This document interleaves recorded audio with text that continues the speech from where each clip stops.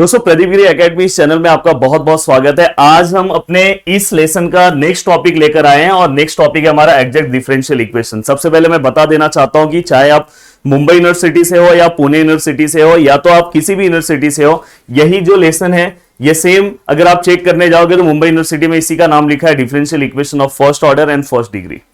और सेम यहां पे इसका नेमिंग ऐसे लिखा है। वैसे हो सकता है कि आपके यूनिवर्सिटी में अलग तरह से नेमिंग लिखा हो, पर सिलेबस में अगर आपके सिलेबस में अगर ये टॉपिक है, अगर आप मुंबई और पुणे दोनों के सिलेबस में देखोगे तो इस लेसन में फर्स्ट ये टॉपिक दिखाई दे रहा होगा। तो आज से हम टॉपिक वाइज अपने सिलेबस को स्टार्ट करते हैं। पर लेक्चर नंबर 1 आपके लिए उतना ही इंपॉर्टेंट है क्योंकि उसके अंदर मैंने पूरा का पूरा बेसिक लिया, बेसिक फॉर्मूले, डेरिवेटिव के क्या होते हैं, इंटीग्रेशन के क्या होते हैं। अगर आपने वो देख लिया तो आप पूरा का पूरा मैक्स 2 बहुत इजीली निकाल सकते हो। तो प्लीज आपको वो लेक्चर देखना है, देन आपको यहां पे आना है। अब दोस्तों यहां पे सबसे पहले आपका इक्वेशन इस फॉर्म में दिया होगा।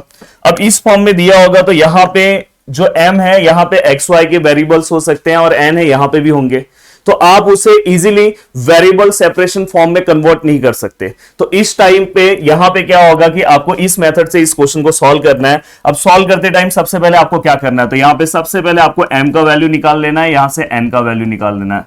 ओके सर, यहां तक तो समझ में आया। जैसे ये वैल्यू निकालोगे देन दोस्तों ये m को पार्शियली डिफरेंशिएट करना है विथ रिस्पेक्ट टू, याद रखो, y, और यहां पे n को विथ रिस्पेक्ट टू क्या करना है, x। इसमें बच्चे बहुत मिस्टेक करते हैं, ये मिस्टेक किसी का नहीं होना चाहिए। देन ये होने के बाद देन अगर आप देखोगे तो del m by del y और del n by del x, ये दोनों का अगर वैल्यू सेम आ गया, अगर दोनों का वैल्यू सेम आया, सपोज इसका आंसर अगर 2 आया, इसका भी 2 आया, अगर दोनों का वैल्यू सेम आया तो हम ऐसे लिखेंगे। और ऐसे लिखने के बाद आप डायरेक्ट लिख सकते हो द इक्वेशन इज एग्जैक्ट। हमारा जो इक्वेशन है वो क्या हो गया, एग्जैक्ट इक्वेशन है। अब मैं क्या करूंगा, अब डायरेक्ट मैं इसका सॉल्यूशन निकाल सकता हूं। अगर इक्वेशन अगर मेरा एग्जैक्ट है तो मैं डायरेक्ट इसका सॉल्यूशन लिख सकता हूं। अगर नहीं है तो मैं नेक्स्ट लेक्चर में बताऊंगा, उसके टोटल 4 रूल हैं, वो रूल वाइज मैं आपको सब चीजें बताऊंगा और आपके दिमाग में बहुत अच्छे से बिठा दूंगा। देन इसके बाद हम लीनियर डिफरेंशियल इक्वेशन सॉल्व करेंगे, देन इसके बाद हम बर्नौलीज पे भी उसके बाद आ जाएंगे, तो बहुत अच्छे से आपकी चीजें कवर हो जाएगी। अब देखो यहाँ पे द इक्वेशन इज एग्जैक्ट है, अगर इक्वेशन एग्जैक्ट है तो उसका जनरल सॉल्यूशन क्या आएगा। जनरल सॉल्यूशन अगर मैं निकालने जाऊं तो आप याद रखना, यहां पे m, यहां पे dx, यहां पे दोस्तों n, यहां पे क्या आएगा dy which is equal to c, याद रखना ये इसका जनरल सॉल्यूशन है। अब जनरल सॉल्यूशन में एक टर्म आपको याद रखना है, देखो मैं रेड मार्क से कर रहा हूं, इसके अंदर देखो ये विथ रिस्पेक्ट टू x है तो यहां पे क्या आएगा, y के जो टर्म होंगे वो क्या होगा, कांस्टेंट। याद रखना क्या होगा, y का टर्म, थोड़ा अच्छे से लिख देता हूं, y के जो भी टर्म होंगे वो क्या होंगे, कांस्टेंट होंगे, ये याद रखना है। देन यहां जो n का जब आप सॉल्व करोगे तो यहां पे याद रखना कि ये जो n है फ्री फ्रॉम x, मतलब इसमें आपको वही टर्म लेना है जिसके अंदर x नहीं होगा। अभी आपको ये समझ में भी नहीं आ रहा होगा बहुत लोगों की, सर फ्री फॉर x मतलब क्या होगा। जो यहां पे आप n का जब वैल्यू लिखोगे तो इसमें जिसमें n होगा, जिसके अंदर x होगा उसको आपको नहीं लेना है। जो y वाला टर्म है, सिंगल y वाला टर्म है, उसे ही आपको यहां पे इंटीग्रेशन निकालना है। अदरवाइज अगर कोई भी नहीं है y वाला टर्म तो डायरेक्ट 0 लिख दो। तो और यहां वाले में आपको क्या करना है, y को कांस्टेंट समझ के सम सॉल्व करना है। चलो देखते हैं, 1 बाय 1 चीजों को सॉल्व करते हैं तो आपको बहुत अच्छे से समझ में आएगा। पहला क्वेश्चन लिया हूं, ये बहुत बार यूनिवर्सिटी में पूछा जा चुका है क्वेश्चन, तो ये क्वेश्चन पहले ही मैंने लिया है। सबसे पहले मैं इसको देखो सॉल्व करने के अलग अलग मेथड हैं, इसको मैं अलग अलग मेथड से सॉल्व कर सकता हूं। अगर मैं सबसे पहले जाऊं, एक सेकंड, अगर मैं इसको लिखना चाहूं तो आप यहां पे dy by dx which is equal to, ये देखो ये प्लस है ना, पूरा टर्म वहां पे भेज दो तो माइनस हो जाएगा, तो minus y cos x plus sign y plus y। लिखते टाइम अच्छे से लिखना कि कुछ मिस्टेक ना हो या एक आध साइन मत भूल जाना, x cos y plus x। अब देखो मैंने पूरा का पूरा टर्म वहां पे लिया, तो चाहिए तो इसे आप ब्रैकेट फॉर्म में ले लो, तो ये पूरा का पूरा यहाँ प्लस था, वहां पे गया तो क्या हो गया, माइनस हो गया। y cos x sine y को ये देखो ये सब चेक कर लिया करो। जैसे ये हो गया देन आप क्या करो, ये वाला टर्म y के साथ दे दो, देखो यहां पे आया sine x plus x cos y plus x। ये जो नीचे वाला जो टर्म था वो किसके साथ आ गया, dy के साथ। और ये वाला जो टर्म है देखो ये जो dx है इसके साथ दे दो, तो यहां पे कौन सा टर्म है, बाहर माइनस है, y cos x plus sign y plus y, और यहां पे इसके साथ क्या आ जाएगा दोस्तों, dx। मैं कोशिश कर रहा हूं कि इसको वेरिएबल सेपरेशन फॉर्म में कन्वर्ट करने के लिए, पर यहां पे एक प्रॉब्लम है कि अगर मैं कन्वर्ट करने जा रहा हूं, जैसे dx है तो इसमें y के टर्म भी आ रहे हैं, तो इसलिए मेरे को इस मेथड से जाना होता है, नहीं तो मैं इसको वेरिएबल सेपरेशन फॉर्म से इजीली सॉल्व कर सकता हूं, जो हम 12th में करते थे। देन दोस्तों इसके बाद आपको क्या करना है, ये वाला टर्म आप यहां ले लो, देखो माइनस में, इसको यहां ले लोगे तो प्लस हो जाएगा, और dx है तो पहले मैं इसी को ले रहा हूं, इसी को लिख दे रहा हूं। तो अगर आप लिखोगे तो ये देखो कैसे हो जाएगा, y cos x plus sign y plus y, ये देखो यहां माइनस में था, यहां प्लस हो गया, इक्वल के यहां पे आया, और ये क्या हो गया dx, प्लस ये वाला टर्म तो इक्वल के यहीं पे है, ये देखो इक्वल है यहीं पे, तो इसको यहीं पे रखो, sine x plus x cos y plus x dy which is equal to 0। अब देखो आपने ये वाला टर्म यहां ले लिया, प्लस ये लिखा, इक्वल टू आपने 0 लिखा। अब आपको करना क्या है दोस्तों, आपको यहां से m का वैल्यू निकालना है। अब देखो ये पूरा का पूरा टर्म आपने क्वेश्चन को इस फॉर्म में कन्वर्ट कर दिया। अब आपको यहां पे m का वैल्यू लिखना है, द वैल्यू ऑफ m क्या है, and then value of n क्या है। द वैल्यू ऑफ m जो dx के साथ होगा, तो यहां पे क्या आएगा, y cos x plus sign y plus y। बहुत आराम से मैं चीजों को एक्सप्लेन कर रहा हूं। यहां पे अगर आप देखोगे n का क्या आएगा, sine x plus x cos y plus x। अब यहां पे आपने ये लिखा, m और n का आपने वैल्यू लिख दिया। अब आपको क्या करना है, इसको आप पार्शियल डिफरेंशिएशन पहले आप निकालो, del m by del x नहीं आएगा, डेल y आएगा। इसको partially differentiate with respect to y करना है। अब जब हम पार्शियली डिफरेंशिएट करते हैं, जैसे यहां पे समझो एक टर्म है x square y plus y square, अगर मैं इसका पार्शियल समझो ये u का टर्म है, और मैं del u by del y निकाल रहा हूं फॉर एग्जाम्पल, तो यहां पे आपको एक चीज क्या याद रखना है कि बस y वाले टर्म को ही सॉल्व करना है, और x वाला टर्म क्या हो जाएगा आपका 0। फॉर एग्जाम्पल इसके अंदर एक और टर्म मैं ले रहा हूं एक्स स्क्वायर। अब देखो यहां पे x और y दोनों साथ में, तो यहां पे विथ रिस्पेक्ट टू y है, तो ये y वाला जो टर्म है, देखो मैं पहले जो मैंने पढ़ाया सिखा रहा हूं, y वाला टर्म जो है उसे ही हमें सॉल्व करना है, और x वाला टर्म हमारा कांस्टेंट, जैसे ये 2 कांस्टेंट आता था ना, वैसे ही अब मेरा ये x वाला टर्म हो गया, तो एक्स स्क्वायर ऐसे ही लिखूंगा, इसको कुछ नहीं करूंगा कि कांस्टेंट हो गया है, क्योंकि ये विथ रिस्पेक्ट टू y है। y का डेरिवेटिव क्या आएगा, जैसे x का डेरिवेटिव 1 है तो वैसे y का 1, जैसे एक्स स्क्वायर का 2x होता है तो वैसे वाई स्क्वायर का क्या होगा 2y। अब यहां पे देखो x वाला टर्म सिंगल आया, अगर ऐसे सिंगल 2 आता, अगर इसके आगे 2 है तो हम वैसे ही लिखते, पर अगर सिंगल 2 आता तो अपन क्या लेते 0, तो वैसे यहाँ पे एक्स स्क्वायर जो है कांस्टेंट है, तो उसे अपन क्या ले लेंगे, डायरेक्ट 0 ले लेंगे। तो इस तरह से आपको इसे सॉल्व करना है। मैंने एक रिवीजन के टाइप पे भी दे दिया आपको। अब देखो यहाँ पे विथ रिस्पेक्ट टू y है, तो आपको क्या करना है, x वाले जो टर्म होंगे कांस्टेंट होगा, मतलब ये वाला जो टर्म है वो कांस्टेंट है, तो मैं cos x वैसे ही लिख रहा हूं। y का डेरिवेटिव क्या आएगा 1, जैसे x का डेरिवेटिव 1 आता है। देन यहां पे दोस्तों क्या है, यहां पे sin y with respect to y है, साइन का डेरिवेटिव क्या होता है cos y, क्योंकि y है तो y वाला मैं सॉल्व करूंगा और ये भी सॉल्व करूंगा। यहाँ पे y है, जैसे x का 1 आता है वैसे y का 1, तो यहां पे मैंने इसका आंसर निकाल दिया। अब सेम मुझे क्या करना है, del n by del x with respect to x इसे सॉल्व करना है। अब with respect to x solve करूंगा तो साइन का डेरिवेटिव क्या आता है दोस्तों, cos x। देन इसके बाद यहां पे x वाला ही बस मैं सॉल्व करूंगा, ये जो टर्म है वो वैसे ही लिखूंगा, देखो cos y वैसे ही लिखा, x का डेरिवेटिव 1 एंड देन x का डेरिवेटिव 1।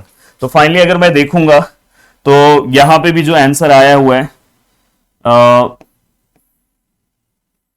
अगर मैं इसे बॉक्स नहीं भी बनाऊं तो भी चलेगा, एक सेकेंड, क्योंकि अभी मैं इसको और अच्छे से सिंप्लीफाई करके लिखता हूं, और अगर बना दिया तो भी कोई प्रॉब्लम नहीं है। अब देखो यहां पे थोड़ा सा मैं इसको ऊपर ले रहा हूं,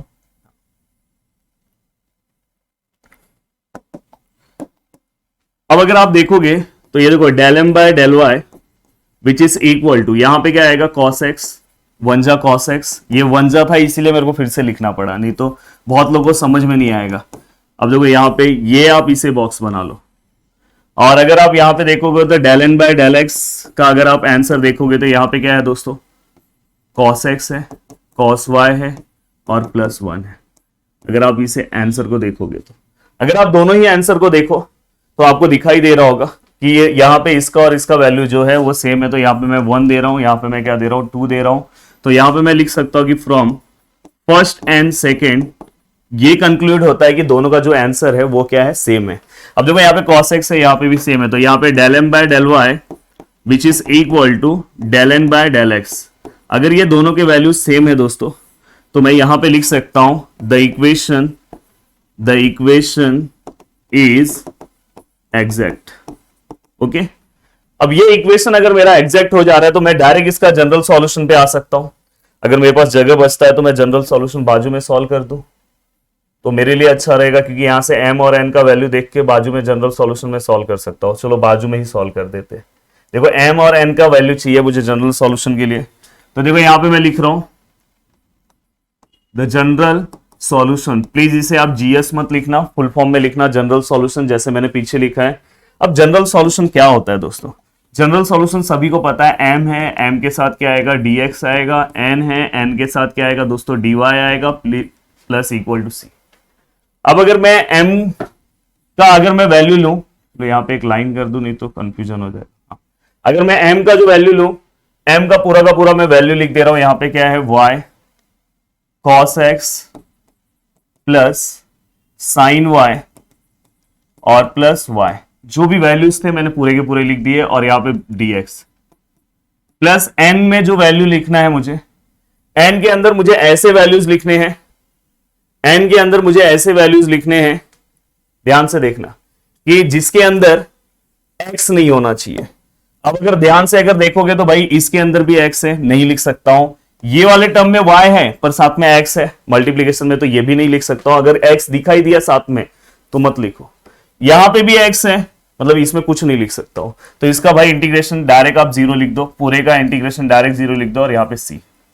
समझ में आया मैंने क्यों 0 लिखा?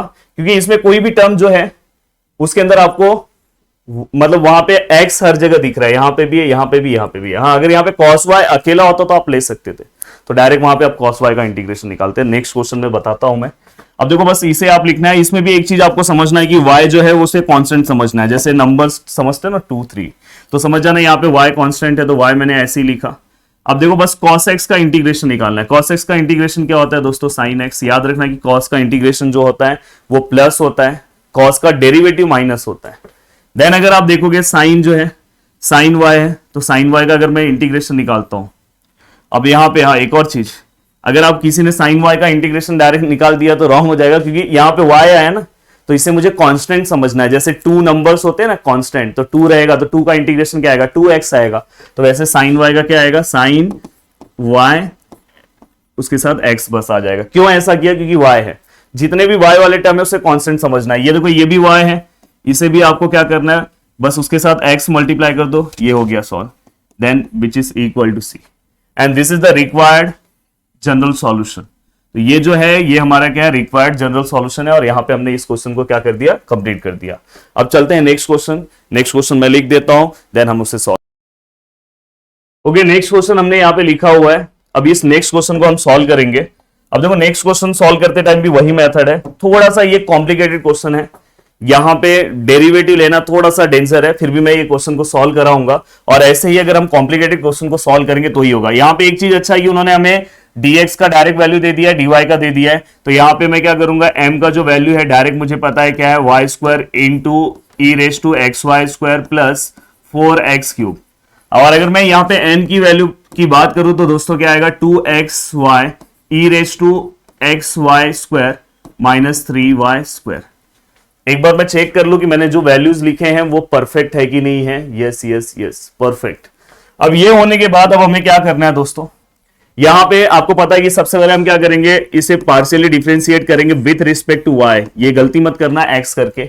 अब अगर आप विथ रिस्पेक्ट टू y जाओगे तो यहाँ पे देखो दो टर्म एक दूसरे को मल्टीप्लाई में, इसमें भी y है इसमें भी y है, तो अगर किसी एक में y नहीं होता तो चलता था, पर अगर दोनों में y है तो यहाँ पे u इंटू वी रूल आएगा। u इंटू वी रूल मैंने आपको पार्शियल में पढ़ाया है कि आप क्या करो, सबसे पहले चलो मैं यहीं से स्टार्ट करता हूं, ये वाला भी ले सकते हो ये भी ले सकते हो। चलो मैंने ये y स्क्वायर लिख दिया, देन आप ये वाले पार्ट का आपको क्या करना है दोस्तों, डेरिवेटिव लेना है।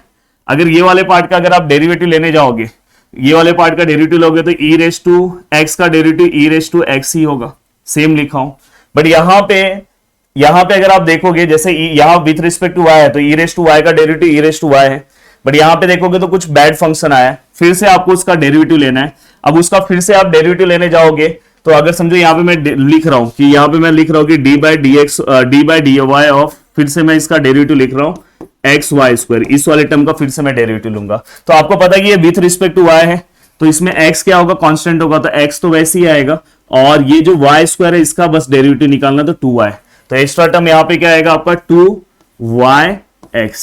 ये आपको समझ में आएगा कि ये वाले पार्ट का डेरिवेटिव मैंने x का क्यों नहीं निकाला, क्योंकि ये पार्शियली है तो कांस्टेंट है तो बस y का रहेगा। तो यहां पे देखो मैंने लिखा है, अगर आप देखोगे तो यहां पे मैंने लिख दिया है u देन v, बहुत सारे लोग v लेके भी u ले सकते हो, कोई दिक्कत नहीं है। देन इसके बाद क्या आएगा दोस्तों, फिर से क्या आएगा v को अब वैसे ही लिख दो, v जो है मेरा e raise to x y square, इसे ऐसे ही रख दो, और फिर से अब u का डेरिवेटिव निकालो। u का डेरिवेटिव जैसे y स्क्वायर का डेरिवेटिव क्या आएगा दोस्तों 2y, अब यहां पे मैंने लिख दिया। तो इस तरह से आपको सम सॉल्व करना है। अब सम सॉल्व करने के बाद इसे आप सिंप्लीफाई करके लिख सकते हो del m by del y which is equal to, देखो यहाँ पे y स्क्वायर है, यहाँ पे एक और y है, तो फाइनली ये 2y क्यूब साथ में x और e raise to x y square plus यहां पे अगर आप बात करोगे तो यहां पे क्या है 2y e raise to x y square. तो यहां पे ये वाला पार्ट अपना कंप्लीट हो गया। अब सेम आप क्या करोगे उस साइड में, देखो यहां पे भी आपको डेरिवेटिव निकालना है n का, del n by del x, इसको with respect to x solve करो। अगर मैं with respect to x solve करने जा रहा हूं तो भाई यहां पे भी x है यहां पे भी है, तो मैं ये पूरे टर्म को u ले रहा हूं और ये टर्म को v ले रहा हूं, आराम से आप सॉल्व कर लोगे। अब देखो मैं यहाँ पे u लिख रहा हूं, u मैंने ये देखो यहाँ पे लिख दिया, then derivative of v, derivative of देखो मैं यहाँ पे v भी लिख दिया, e रेस टू x का derivative e raise to x with respect to x है तो अब बस x का डेरिवेटिव लेंगे, फिर से ये वाले पार्ट का सॉल्व करेंगे। अब ये विथ रिस्पेक्ट टू x है तो बस x का डेरिवेटिव निकालेंगे तो 1 और साथ में y स्क्वायर वैसे ही आएगा, तो फाइनली ब्रैकेट में क्या आएगा यहाँ पे y स्क्वायर। देन यहाँ पे इसके बाद आपको क्या करना है दोस्तों, प्लस लेना है, देन यहाँ पे फिर से e raise to x y square, आपने देखो u v, फिर से आपने v लिखा एंड डेरिवेटिव ऑफ u। अब डेरिवेटिव ऑफ u, ये पूरा का पूरा टर्म है विथ रिस्पेक्ट टू x है तो बस इसमें x आप सॉल्व करो, x क्या आएगा 1, तो बचा क्या दोस्तों 2y, तो यहाँ पे क्या बचा दोस्तों 2y। प्लीज इसे एक बार अच्छे से वीडियो को फिर से पीछे करके देख लेना, u इंटू वी रूल मैंने कैसे अप्लाई किया है। देन अब u इंटू वी रूल हो गया, देन ये वाला टर्म अगर आप ध्यान से देखोगे तो ये क्या चल रहा है विथ रिस्पेक्ट टू x चल रहा है, तो ये दो यहाँ पे ये भी कांस्टेंट है और ये y स्क्वायर भी कांस्टेंट है, तो कांस्टेंट का डेरिवेटिव क्या आएगा 0, क्योंकि ये विथ रिस्पेक्ट टू x है। तो यहाँ पे आगे मुझे कुछ लिखने की जरूरत नहीं है। और अगर इसे मैं सिंप्लीफाई करूं del n by del x, यहां पे इस वाले क्वेश्चन में ना बस ये डेरिवेटिव का ही प्रॉब्लम था, बाकी ये क्वेश्चन बहुत इजी है। अब देखो अगर मैं इसे सॉल्व करूं तो वही आएगा, देखो 2y क्यूब हो जाएगा into x e raise to x y square plus यहां पे देखो क्या हो जाएगा 2y और e raise to x y square. सभी को मैं बोल रहा हूं कि प्यार से देख लो कि दोनों के वैल्यूज पूरे के पूरे सेम है, देखो 2y क्यूब x सब कुछ सेम है। अगर ये सेम है तो मैं लिख सकता हूं del m by del y which is equal to del n by del x। अगर मैं ये लिख रहा हूं, अब देखो इसके आगे जब मैं पढ़ाऊंगा नेक्स्ट लेक्चर जब मैं लूंगा तो ये दोनों इक्वल नहीं आएंगे, तो उसके टोटल 4 रूल है, बहुत इजी है, बस वो रूल आप अप्लाई कर दो। देन इसके बाद मैं आपको आगे पढ़ा दूंगा लीनियर डिफरेंशियल इक्वेशन। अगर आपको फटाफट पढ़ना होगा तो हमारे इस चैनल पे वीडियो अपलोड है, अदिति मैम ने ऑलरेडी आपको पढ़ाया है, तो अगर आपको देखना होगा कि जल्दी देखना होगा, वैसे मैं आपके इनसेम के पहले मैं ये सब चीजों को कवर करा दूंगा। अब देखो यहां तक हो गया, आपको क्या करना है, अब यहां पे एक लाइन लिख देना कि this is the equation is exact. अगर आपने लिख दिया तो जनरल सॉल्यूशन अब मैं लिख रहा हूं, तो यहां पे क्या आएगा m dx plus n dy which is equal to c। अब यहां पे मैंने जनरल सॉल्यूशन भी लिख दिया। अब जनरल सॉल्यूशन लिखते टाइम देखो यहां पे m का वैल्यू लिख दो, m है देखो यहां पे, तो यहां पे क्या आएगा y square e raise to x y का square plus 4x square, sorry 4x cube है, 4x क्यूब, और ये पूरा यहां पे क्या आएगा दोस्तों dx। एक बार ध्यान से देखते हैं, y square e raise to x y square plus 4x cube, perfect. Then यहां पे क्या आएगा प्लस, एंड दोस्तों अगर इसमें अगर आप जाओगे देखने, यहां वाला टर्म क्या होता है फ्री फ्रॉम x, मतलब इसमें x नहीं होना चाहिए, तो पहला वाला टर्म तो n का लेंगे नहीं क्योंकि यहां पे x दिख रहा है।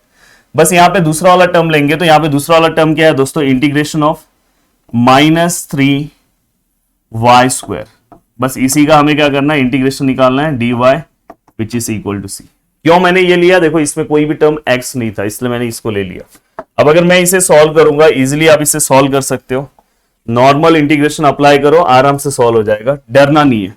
अब देखो यहाँ पे विथ रिस्पेक्ट टू x है, आप इसे सॉल्व कर रहे हो, और आप ये जब सॉल्व करते हो तो आपको एक चीज पता होना चाहिए, y कांस्टेंट है, तो ये y जो है ये कांस्टेंट है, तो कांस्टेंट लिख दिया।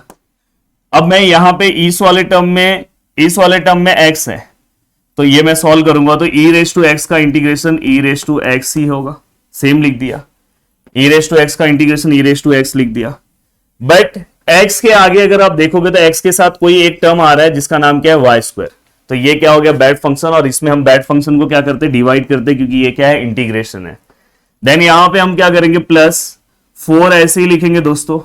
x³ का अगर मैं इंटीग्रेशन निकालता हूं तो क्या आएगा, x⁻4 इंटीग्रेशन x⁻n वाला, x⁻n में इंटीग्रेशन क्या होगा, x⁻n का इंटीग्रेशन क्या होगा, x⁻n + 1 अपॉन n + 1, तो 3 + 1 4 अपॉन 4, इसलिए मेरा लेक्चर थोड़ा सा लेंथी हो जाता है। देन यहां पे अगर मैं देखूं तो प्लस माइनस माइनस लिख दिया, ये 3 भी लिख दिया, और अगर आप y² का अगर आप इंटीग्रेशन निकालने जाते हो तो ये देखो y है, ये 2 है, 2 + 1 कितना हो जाएगा, 3, और नीचे भी क्या आ जाएगा दोस्तों, 3 which is equal to c। ये देखो ये कैंसल, ये कैंसल, ये कैंसल, तो फाइनली यहां पे क्या है, e⁻xy² plus x⁻4 minus y³ which is equal to c, and this is the required general equation of differential equation। तो ये क्या है, required general equation of differential equation है। अब चलते हैं, अब नेक्स्ट क्वेश्चन लिखता हूं और नेक्स्ट क्वेश्चन भी आपको सॉल्व कराता हूं। अराउंड हम 21 मिनट्स तक पहुंच गए, पर कोशिश कर रहा हूं एक और सम सॉल्व करा दूंगा तो थोड़ा आपको और कॉन्फिडेंस आ जाएगा, और उसमें कुछ नया मैं बताने वाला हूं। ओके, अब देखो ये नेक्स्ट क्वेश्चन है और आज के सेशन का ये लास्ट क्वेश्चन है। प्लीज ये क्वेश्चन भी सॉल्व करके जाओ, इस तरह का भी क्वेश्चन पूछा गया है, और इसमें एक स्टेप जो है उसी की वजह से ये क्वेश्चन मैं सॉल्व करा रहा हूं।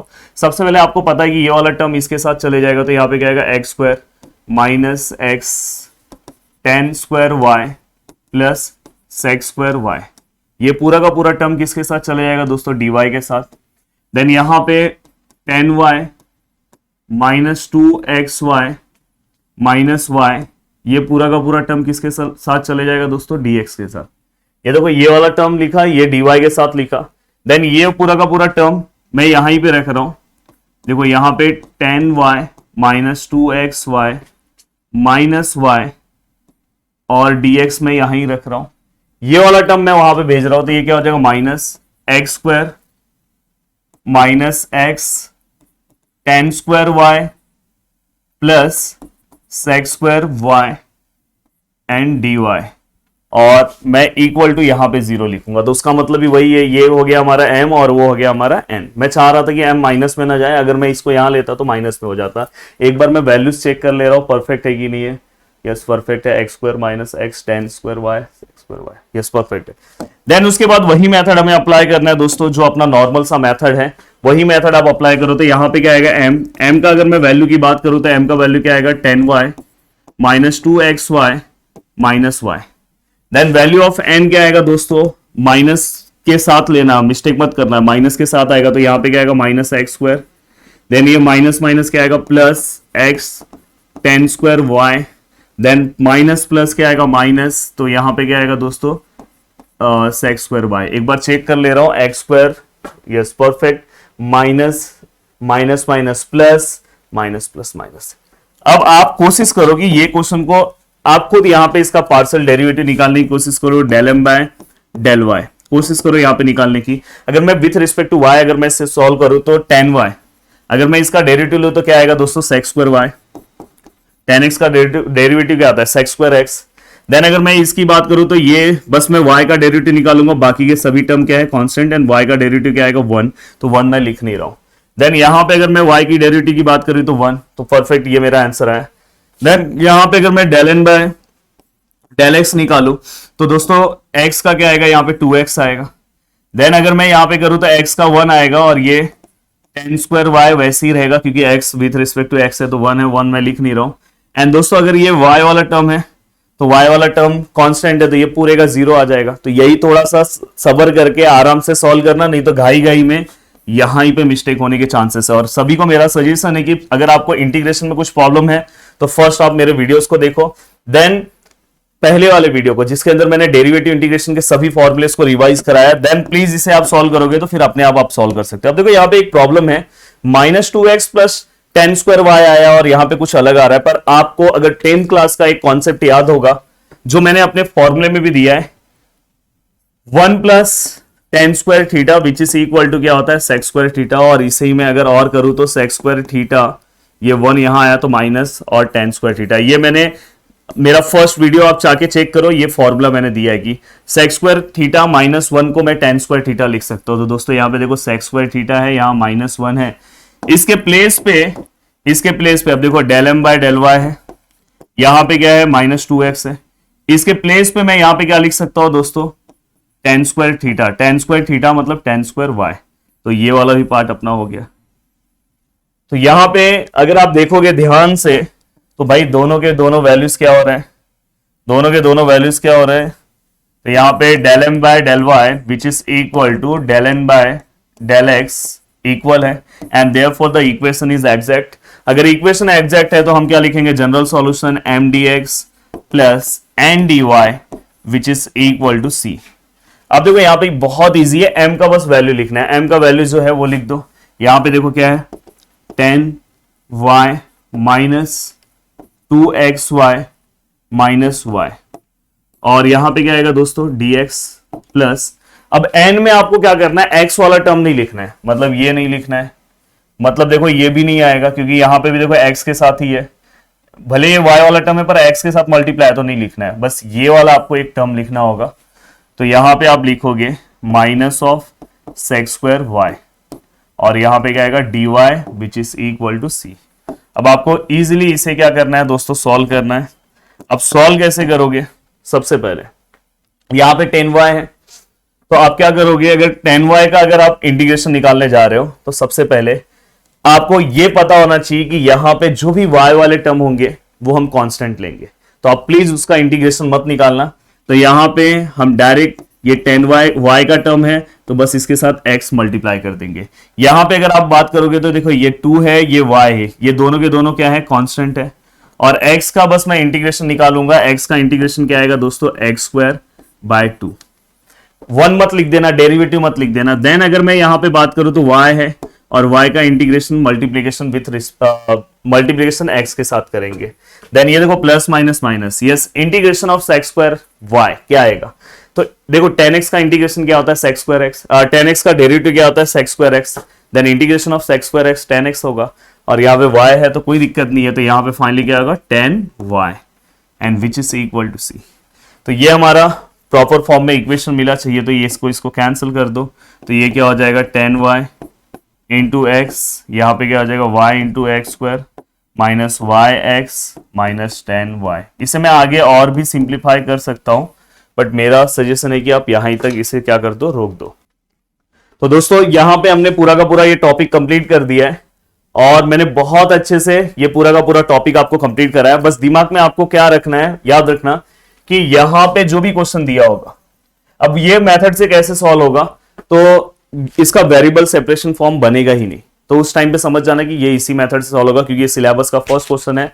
और अगर यहाँ पे आप नॉर्मल सा m और n अगर आपको मिल रहा है तो आप उसको पार्शियली डिफरेंशिएट कर दो, अगर उसके वैल्यू सेम आ जा रहे हैं तो हमारा जो इक्वेशन है वो एग्जैक्ट है। अगर इक्वेशन एग्जैक्ट है तो मैं इसका जनरल सॉल्यूशन डायरेक्टली निकाल सकता हूं, integration of m dx plus n dy।